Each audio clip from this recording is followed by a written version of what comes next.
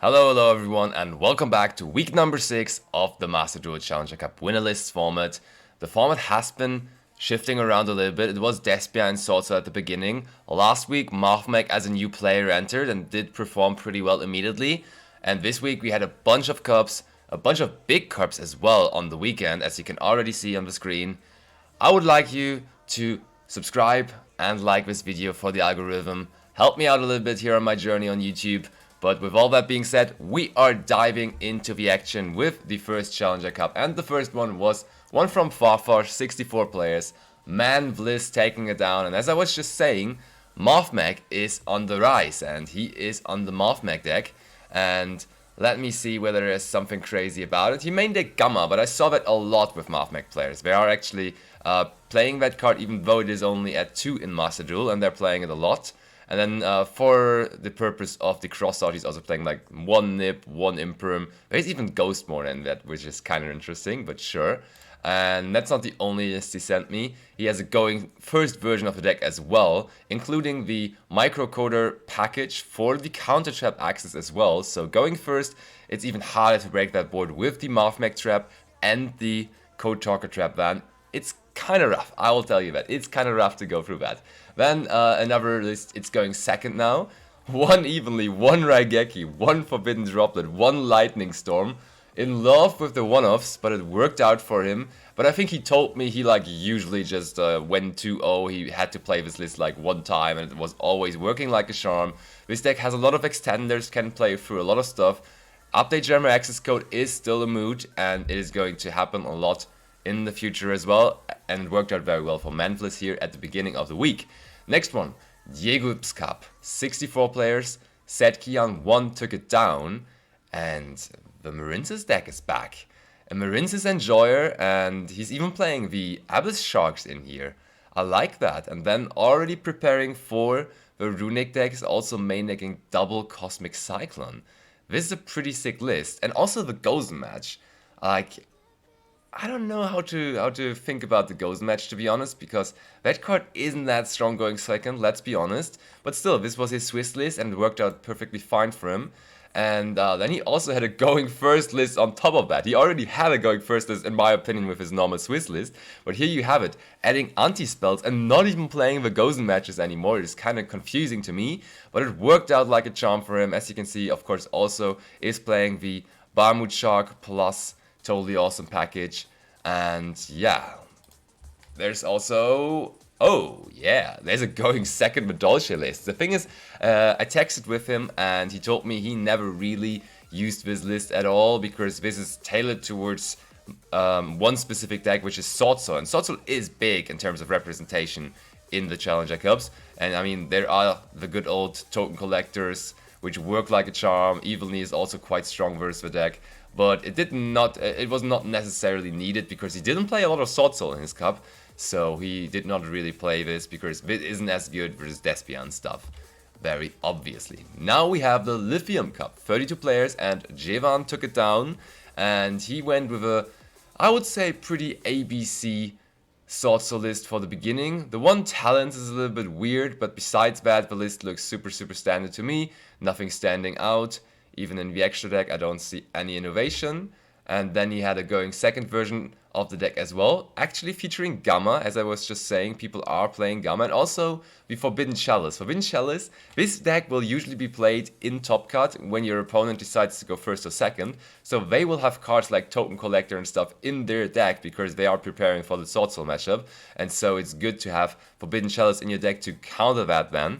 And there's also Crimson Blader in the extra deck, and White Aura Whale. What an extra deck! That going second deck is a lot more innovative than the usual list. And then we had the Ignister list by him as well. He said he did not play that a whole lot, but he liked that as an option just in time. You are close to time and you have to finish out a game very quickly. You just quickly set up the tower and go for game in the next turn after. So he wanted to have that option and it worked out for him, winning the Lithium Cup. Then we have the Julio Cup, 32 players, taken down by Malea, and I told you, Sword Soul is still a big contender, and we see the next Sword Soul list by Malea here. Is this one more innovative? He's already playing droplets in the main deck to have an answer to Token Collector.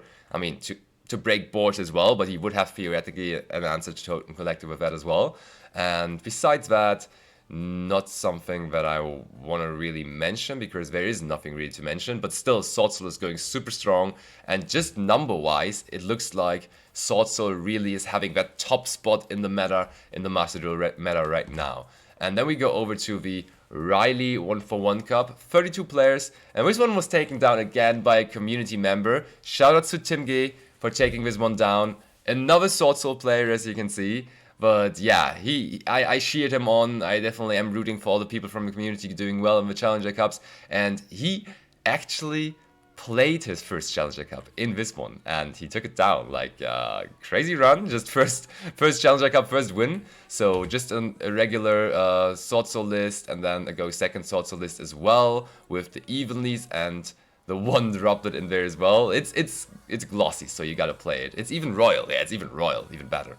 And then we have another cup by Trape, 32 players, won by Ian, and Ian makes it look like Ignister actually is a pretty big contender. And I mean, I have played versus Ignister over the last couple of weeks as well, and I have been losing to Ignister quite often, because like when they set up their tower in a best of one, it's rough to out from time to time. So Ignister list, playing Hubris Featherdust in the main deck, and besides that playing like basically all the names. Gachiri can be really annoying, because Gachiri makes Access Code Talker unprotected from time to time, and then you just cannot stop the OTK that's coming from this deck.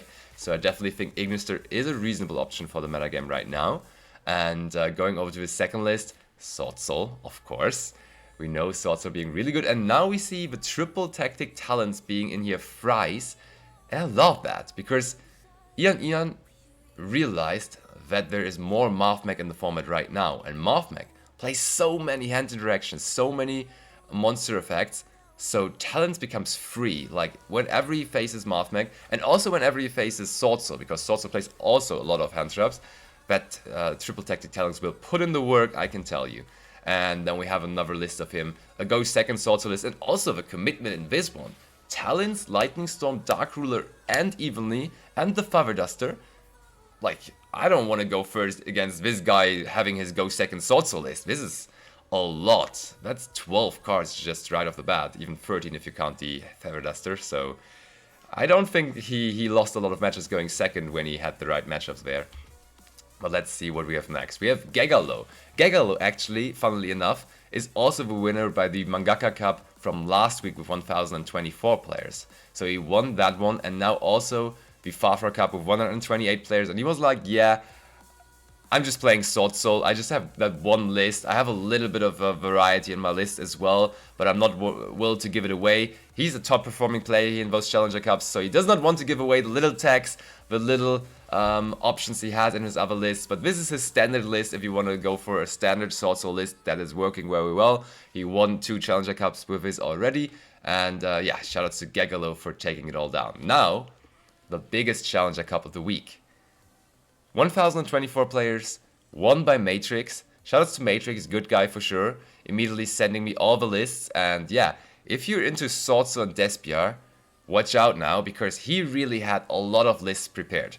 This is his standard prepared Sword Soul list. Another 40 card list, clean one, nothing to really talk about. Then another really standard and cool Despiar list. He was like switching around between those two decks in Swiss, so that people could not really pre-prepare for him, because that's a big factor. If people know you're always on Sword Soul, they might even pick a deck going first, they might even pick a deck in Swiss when they recognize your name that has token collectors in their main deck or something, and then you're getting into trouble at some point if they always know what you are on. So I like it to be variable, to have the different options, and this is his Despiar list. And now we see there is a Sword Soul list versus Sword Soul and Despiar. So going first, he wants to definitely have the dimensional barriers in. So already that is his going first list for a top cut. And then this is Sword Soul versus specifically Despiar going second. And bro, there's Foolish Return in there. That is spicy. Going after the Branded in red, never letting that resolve. Sword Soul going second, that's cool, that's very good. That's Sword Soul versus Floanderies as well. He wants to have impermanences, he wants to have Veilers, he wants to have Ashes, really targeting the Floanderies deck. And then we have the Sword List versus Flanders going second now even, featuring the Twin Twisters in there as well. This man came prepared. This man certainly came prepared. And then we have a Despia list versus Runic Stun. And yeah, there is Cosmics in there, there's the Feather Duster, there's Ash Blossoms. And I mean, in general, Despia is pretty good versus Stun because it has a lot of ways to play around Floodgates, and therefore it is definitely a very, very valid pick versus Stun variants. Fun fact, I participated in this cup as well. I mostly played Runic Stun, and I also topped. I actually made top 16, so that was my first top in a Challenger Cup, and I was pretty proud of it with the Runic Stun strategy. But that's not all from Matrix just yet. He also has the Despia list with Snow and Banishment, as you can see in the title. So very concrete list that he also wanted to have available to himself. And then we also have one list with Nibiru. He's like, if I have any information on my opponent that I can convert into something, I want to have a list prepared for that. And that is the dedication I love. That is what a 1024 player Challenger Cup winner looks like. So definitely a deserved winner in Matrix. And that was all the Matrix lists. Next cup was one from Volpascu, also happening on Saturday. 64 players, and Shikudo took it down. And you will be like, what kind of a screenshot is this? But he's actually a mobile phone player. So we even have mobile phone players being in the top competition in those Challenger Cups. So you guys should realize, on whatever platform you're playing, whatever deck you're having, you can compete in those, and you should definitely. They're free to enter, so go ahead and play them. And it's another Despia list, prepared with Cosmics in the main deck, and besides that, no real innovation. Still, shoutouts to Shikudo for taking it down. And now we're on to Sunday, and Farfar's Cup was a 512 players cup this time, netting the winner a Nintendo Switch. Winner is Manvlis. If you remember, that was also the winner from the first cup of the week. So he's going 2 cups per week. Gotta appreciate the hustle. And this is a standard Mathmech list featuring the token collector in the main deck even. He has picked up on the fact that there's a lot of Sword Soul in the meta, and therefore he went with the 1 token collector in the main deck. Good thing though is, he can actually search it out.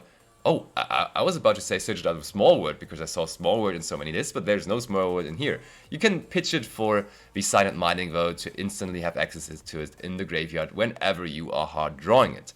Next up, we have the Mathmech going second list versus the Sword Soul matchup, upping the number of token collectors, of course, and also having the all-around big number of hand traps in there, of course, as well. And then we have one going first list featuring the Dimensional Barriers and also the Microcoders again with the Silent Conflict. Very good to see. Also with token collectors in here though, because he specifically wants to have that versus Sword Soul. And now another list is his go second list versus Despia. Evenly's in there, which are really good. But besides that, it's just pretty much basic Mathmech stuff. Let's be honest. Let's be honest. And then we also have a Mathmech going first list specifically versus Despia. No token collectors in that, of course, but still the Dimensional Barriers, and of course the Ash Blossoms to hit the branded fusion. Very, very, very, very, very important. And now on to the last cup of the week. Before I talk about the Man of the Hour Fanta, I will say I actually made top 4 in this as well. I really try-harded a little bit this weekend, and I had a top 16 and top 4 finish. Really was a fun ride with you guys on stream as well. If you have not checked out my Twitch stream, you should definitely make sure to do that. But let's talk about Fanta now.